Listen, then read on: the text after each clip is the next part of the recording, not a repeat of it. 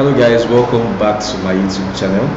I'm Ade Phillips and today we'll be discussing idioms. Now, I know idioms are something we're familiar with already, but I think we should discuss it because it's one of those things you should improve on if you want to be an excellent writer or an excellent speaker. Now, this video is particularly for people who are writing exams like the IELTS and the TOEFL exams, because when you speak or you write in the listening test or the speaking test, you will find that your examiner gives you a higher score because of how well you use idioms. It falls under lexical resource. Lexical resource refers to how wealthy your vocabulary is. And vocabulary goes beyond just words. It also includes your knowledge of phrases and your ability to use uncommon idioms. Because, so that's it basically. You should improve your idioms, your knowledge of idioms, so to kind of make your words or your statements or your speeches more attractive and richer in a sense. So that's what we'll be discussing today, idioms, and I hope you learn a thing or two from the video. As usual, if you can, pick up a pen and paper, write some things down so you could always read through later on. You could also save the video and watch later, just in case you've forgotten some things and you need to make reference again. Now, before we dive into the video, please hit that subscription button, like the video, and please share with your friends and family. So let's dive right into it. So first things first, let's define what an idiom is.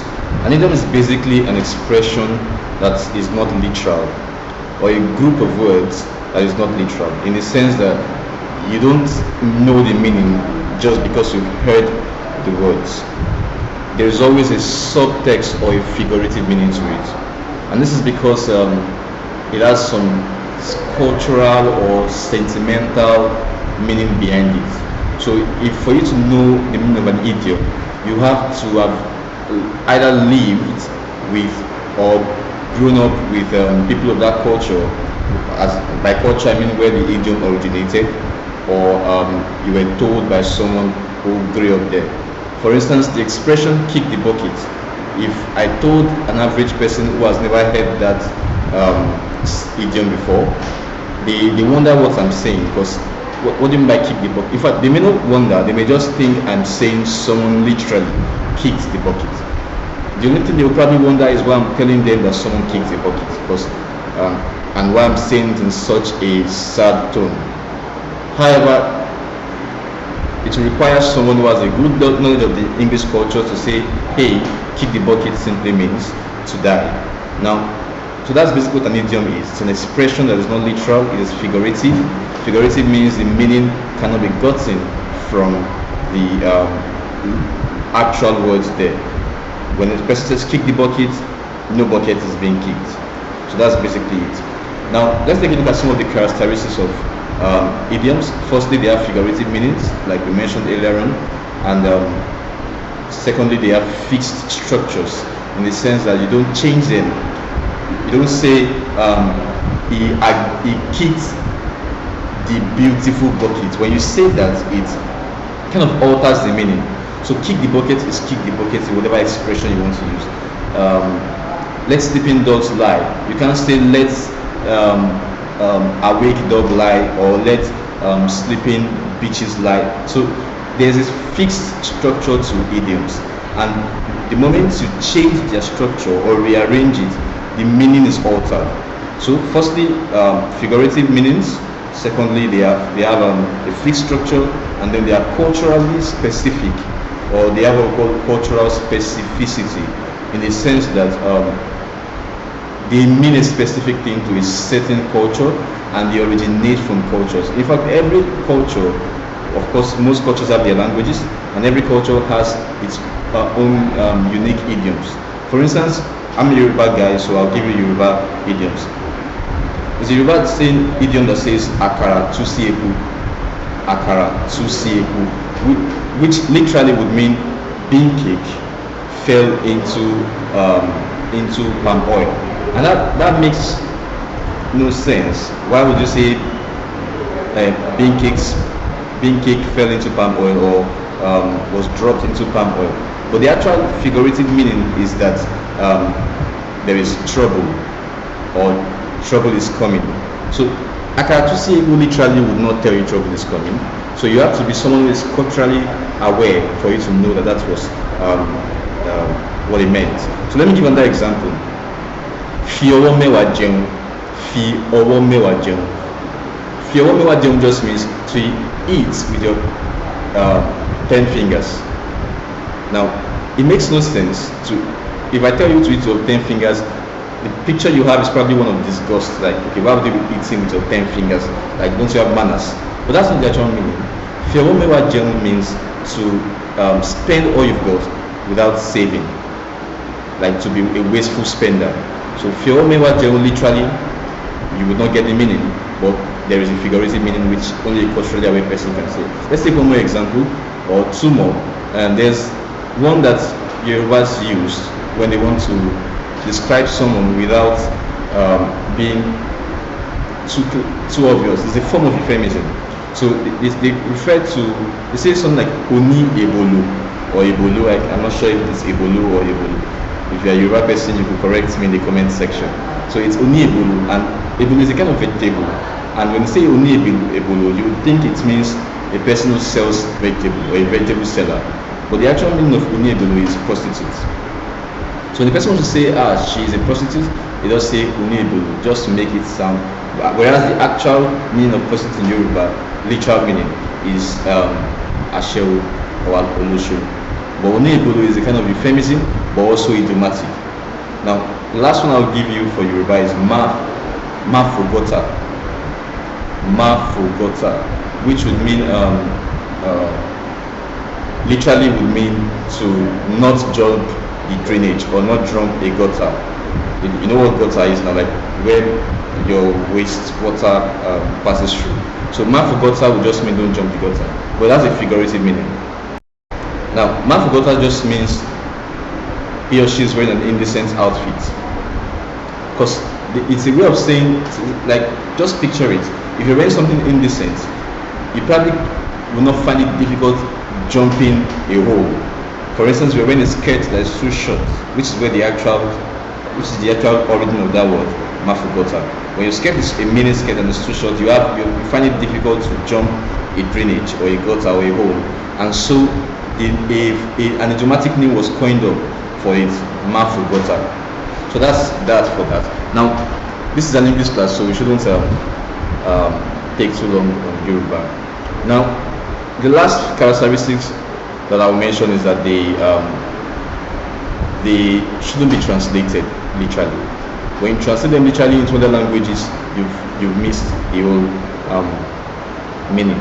So let's take a look at some English examples before we talk about some usage tips. First, we have break the ice. I'm sure you're familiar with this one.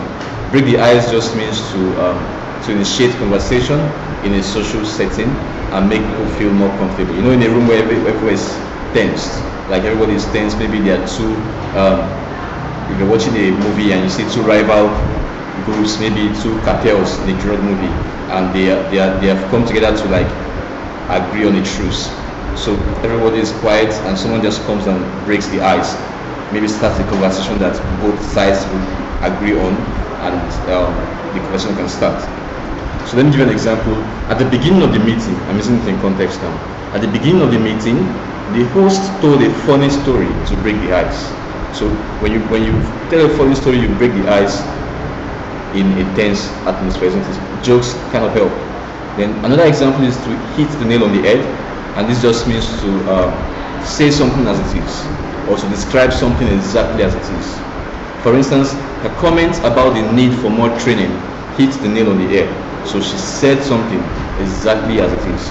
Then bite the bullet. Bite the bullet means to face a terrible situation or with courage. To face something with courage, head on. So he decided to buy the bullet and confess his mistake to the manager is an example.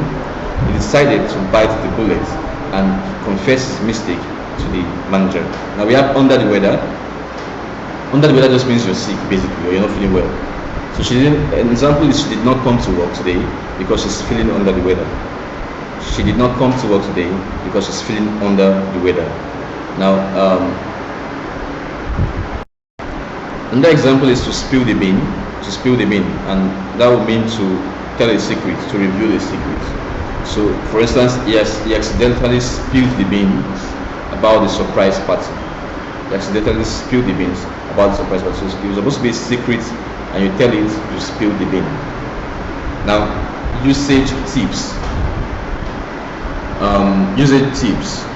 Number one, context matters. When you're using any idiom, be careful not to use it wrongly, because for instance, in an exam, the IELTS exam, if you use an idiom wrongly or use it in an awkward situation, it is considered that you crammed something and you're just trying to use it forcefully in the response you're giving. So be careful, context matters.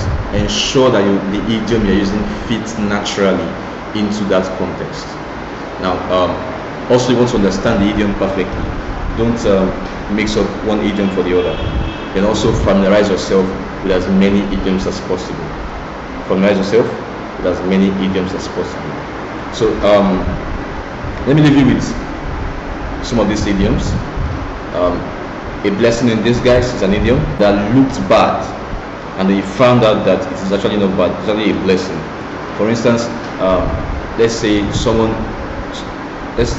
a bus driver splashed water on you, and you return home only to find that you left your gas on. If the bus driver had not splashed you with water, you probably wouldn't have known that your gas was on, and there would have probably been a fire outbreak which you have avoided now. So it's a blessing in disguise that that thing happened to you. Now, a piece of cake is something that's very easy. For instance, the math test was a piece of cake. That once in a blue moon just means something that happens very rarely. So I go to the cinema once in a blue moon. Let the cat out of the bag means to reveal a secret unintentionally. So she lets the cat out of the bag. So it's like saying you spilled the tea also. Then best of both words. Best of both words. That would mean to enjoy two benefits, or to enjoy two things. For instance, she has the best of both worlds, working part-time and spending time with her kids. So to enjoy two things simultaneously. Then bite off more than you can chew. That would mean to begin a task that is too much for you. To begin a task that is too much for you to handle. So let's say you bit off more than you can chew by signing for 5 classes, or by signing up for 5 classes. So he has taken up a task that is too much for him to handle.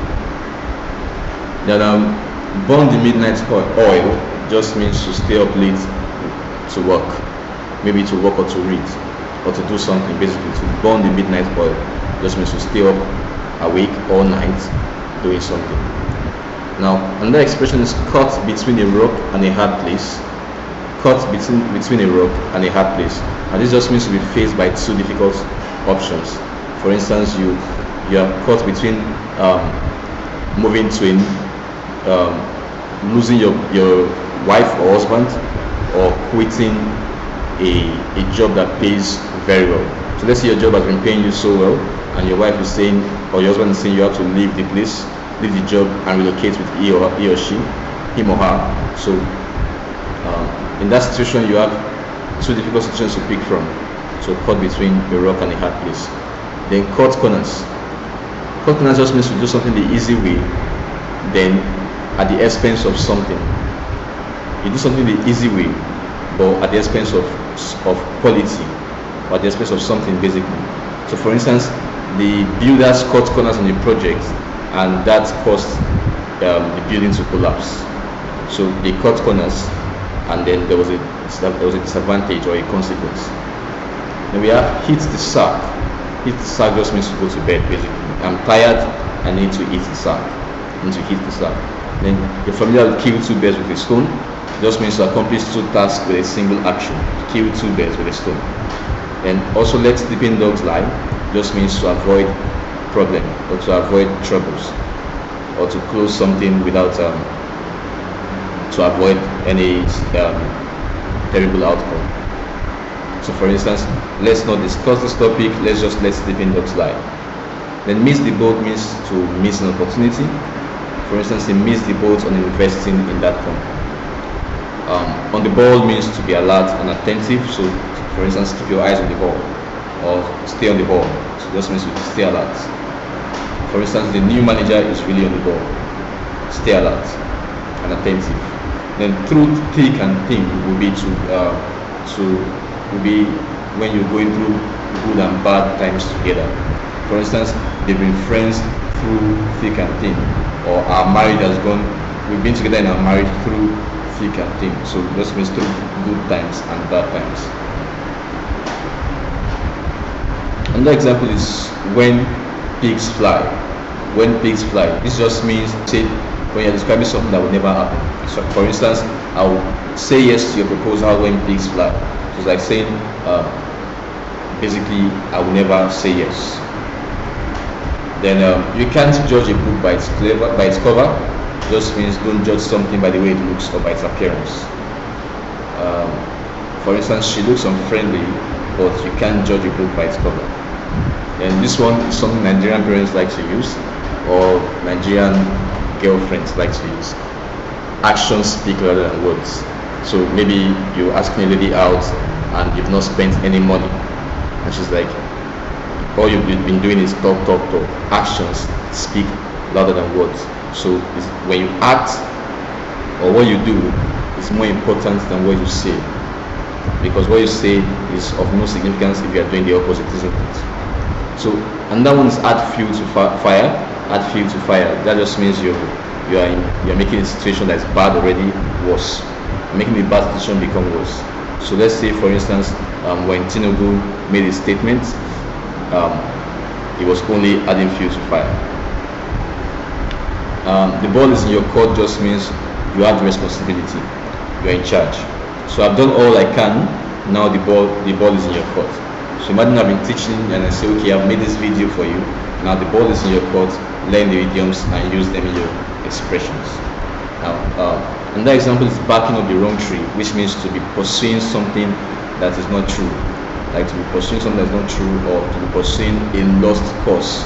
So for instance, if you think I'm the one who stole your book, you're barking up the wrong tree. Or if you think you can pressure me into doing something, you're barking up the wrong tree. So basically, when you're pursuing a lost cause or you're pursuing a misguided action.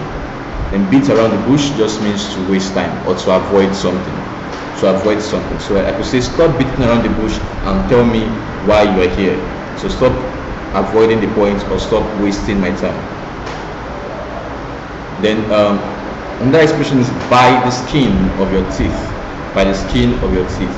That just means to do something narrowly or to barely do something successfully. So he passed the exam by the skin of his teeth. So that just means to narrowly do something. Then another example is cry over spilled milk. Cry over spilled milk. That just means to be upset about something that you cannot change, something that is permanent. So for instance, there is no point crying over spilled milk. We need to move on. Then the last one I'll be giving you is every cloud has a silver lining. Every cloud has a silver lining, which means for every bad situation there is something good that you can pick out. For instance, I lost my job, but every cloud has a silver lining. Now I can pursue my dream career. I lost my job, but every cloud has a silver lining. I can pursue my dream career now. So we've come to the end of this class. What I want you to do for me is to drop idioms that you think other people should know in the comment section and what they mean. It could be in English, it could be in Yoruba, or in any language that you know, but make sure to comment an idiom and the meaning and possibly an example of how it is used in context. So on this note, we've come to the end of the class. If you've not subscribed, please hit that subscription button, like the video, and please share. Alright, see you in the next video. Bye bye.